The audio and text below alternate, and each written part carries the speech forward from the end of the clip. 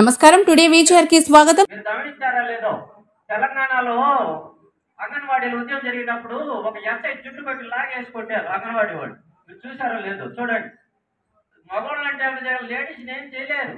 మీరు ముందు నిలుచుకున్నారంటే గవర్నమెంట్ లో గడగడలాడతాయి. కాబట్టి మహిళా మనులు ముందు అట్లే గుంపుగా పోలీసులు లాగుతున్నారు. ఏం చేసినా వాళ్ళు కదలడం లేదు. మమ్మల్ని అంతా లాగేశారు కానీ వాళ్ళు లాగలేకుండా పోయారు. అంత ఉద్యమము. అలాగే మన పిఆర్సీ ఉద్యమం జరిగిన ఒక మేడం గారు పాడారు, అంతన్నాడు ఇంతన్నాడే అనేసి. ఆ పాటని ఎన్నిసార్లు చూశారు, మీరందరూ కూడా చూసుంటారు. ఇంకా దానిపైన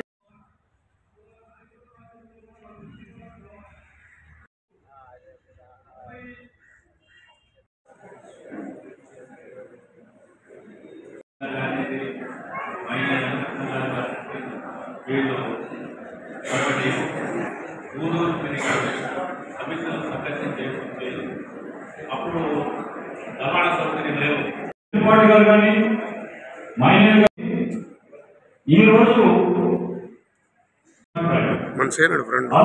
ఇద్దరు ఒకే స్కూల్లో ఏదైనా సాధించుకోవాలంటే ఖచ్చితంగా ఉద్యమాలే సరణి. ఉద్యమాలు చేయకపోతే ఏమి సాధించుకోవాలో సరికదా మనం ఉన్నది కోల్పోవడమే కాదు, ప్రజల మధ్య మనం చులకన భావన ఏర్పడుతుంది. ఇతర ఉద్యోగ సంఘాల మధ్య కూడా ఉపాధ్యాయులు ఉనికిని కోల్పోతారు. ఎందుకంటే ఏ శాఖ వాళ్ళైనా, ముఖ్యంగా పోలీస్ శాఖ వాళ్ళు కూడా ఎదురు చూస్తుంటారు.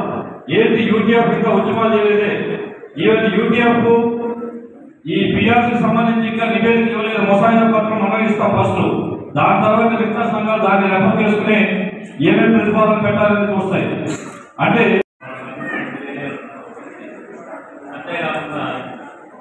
ఈనాడు మనకు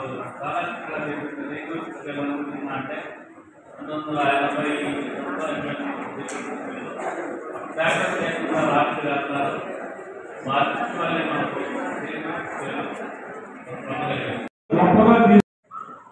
ఇస్తామన్నా కూడా వాళ్ళు ఏది ఇచ్చినటువంటి పరిస్థితులు లేవు. ప్రతి బెనిఫిట్ కూడా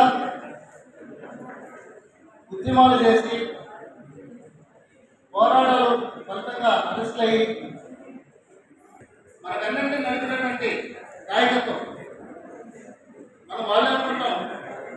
మనకి రామిరెడ్డి వాళ్ళ తరం పోయిన తర్వాత నారాయణ గారు, వెంకటేశ్వరరావు గారు, వీళ్ళు కూడా ఉన్నటువంటి సందర్భంలో జేఏసీ పక్షాన జనరల్ సెక్రటరీ ఉండే ఐదు గారు మంచి పిఆర్సీ ఇచ్చినటువంటి సందర్భం, జేఏసీ నాయకత్వంలో పోరాటాలు చేసినటువంటి సందర్భం, ఒక్కొక్కటిగా సార్ చెప్పినట్టు ఏ ప్రభుత్వం కూడా వాళ్ళ కూడా సందర్భాలు వేసేసుకుని మన పోరాటం 13 రోజులు చేసిన సందర్భాలు ఉన్నాయి, 50 రోజులు చేసిన సందర్భాలు ఉన్నాయి. జీతాలు పోతాయో వస్తాయో తెలియదు, ఏం చేస్తారో తెలియదు. వాటన్నింటినీ భయపడకుండా పోరాటం చేశారు. కానీ ఇవాళ పురుషులందరూ అంతమంది మహిళలే ఉంటారు. ఉద్యమాలు కూడా ఇంకా సన్నద్ధం కావాల్సిన పరిస్థితి.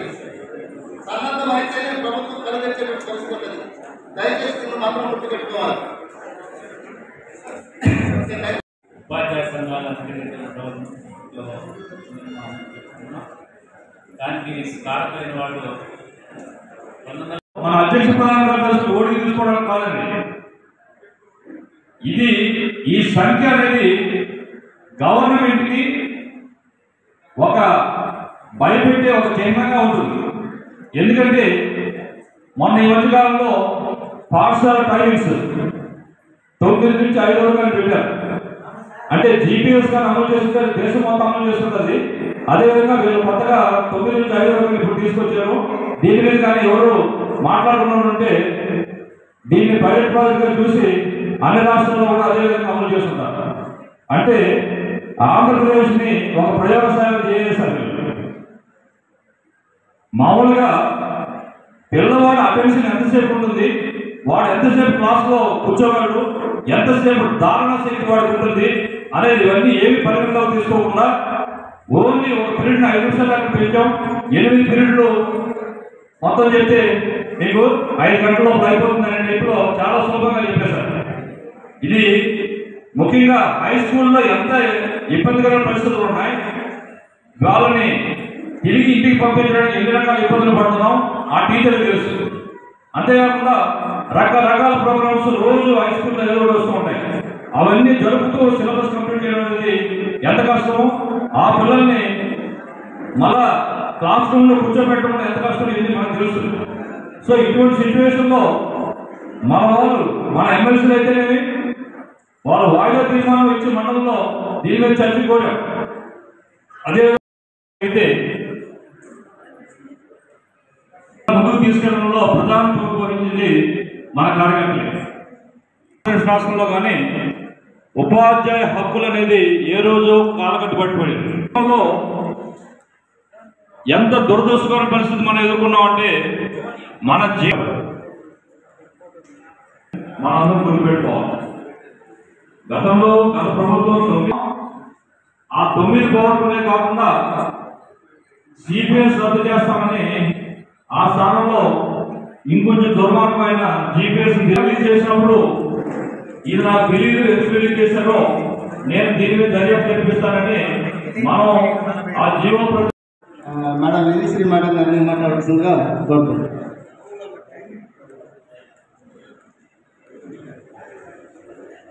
సభా మర్యాదని అతిక్రమించి మొట్టమొదటి ఆ తర్వాత మిగతా వాళ్ళందరికీ ఇక్కడ స్టేజ్ మీద ఉన్న పెద్దలందరికీ, నాయకులందరికీ, స్టేజ్ ముందున్నటువంటి మహానాయకులందరికీ నా నమస్కారం. నాకు చాలా చాలా ఆనందంగా ఉంది.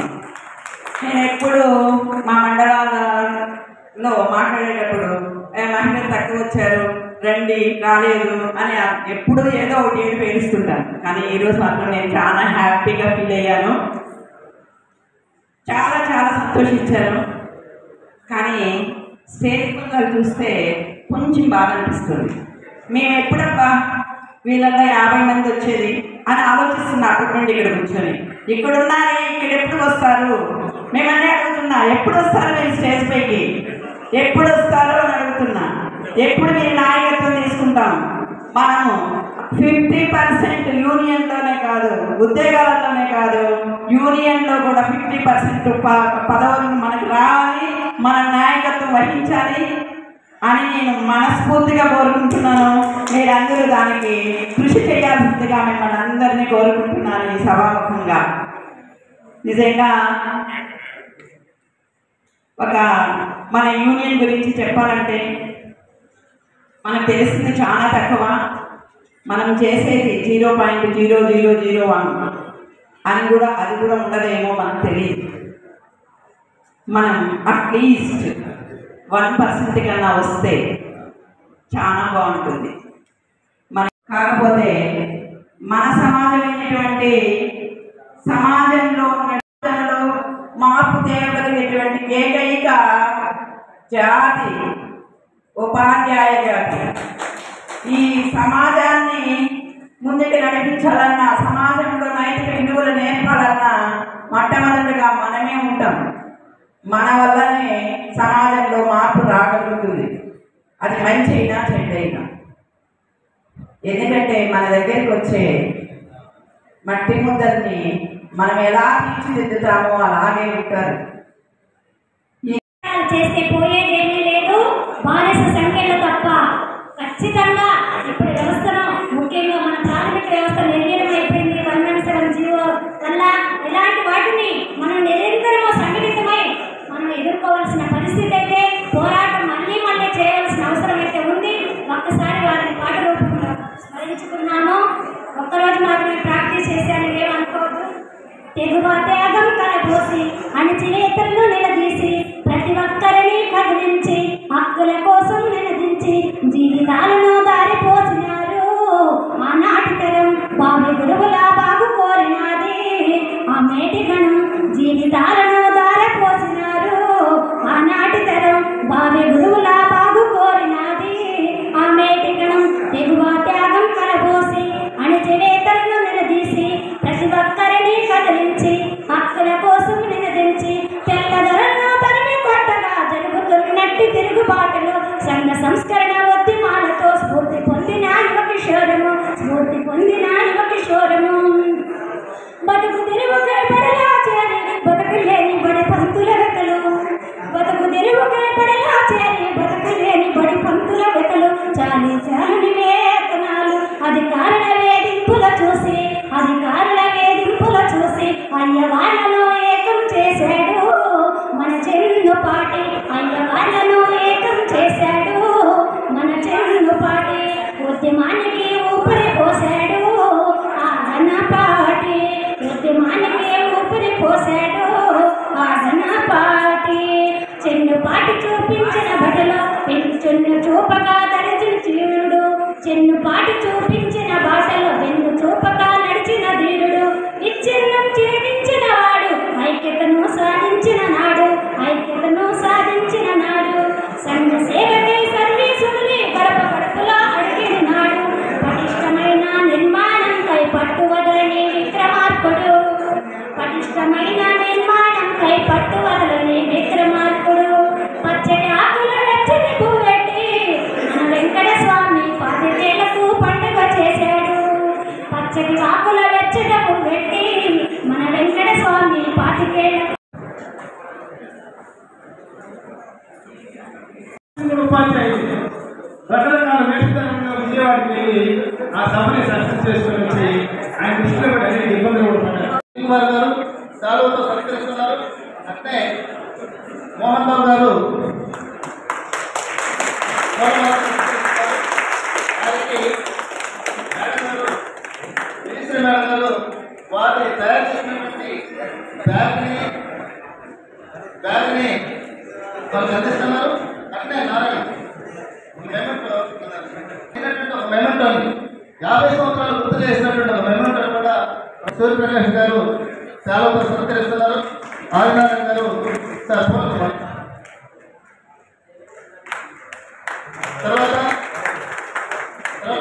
మనకి ఏ బ్యాగ్ అయితే అందించారో వారికే ఆ బ్యాగ్ని మన జిల్లా మెమెంటో స్వర్ణోత్సవాలకు సంబంధించిన మెమెంటోని డాక్టర్ సజ్జనార్ గారికి సహాధ్యక్షులు సూర్యప్రకాష్ గారు శాలతో సత్కరిస్తున్నారు. వారికి పూలమాల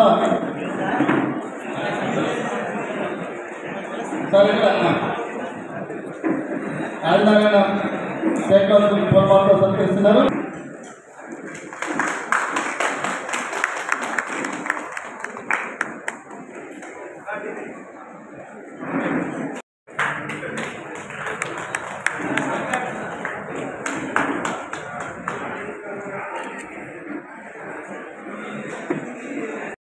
పూలమాలతో సత్కరించారు. అట్లే ఆదినారాయణ స్వరాలకి ఒక చిన్న గిఫ్ట్ బాక్స్ని అందజేస్తున్నారు. దాంతోపాటు క్యారీ స్వర్ణోత్సవ సంబరాల మెమెంటోని అందజేశారు. ఈ తిరుస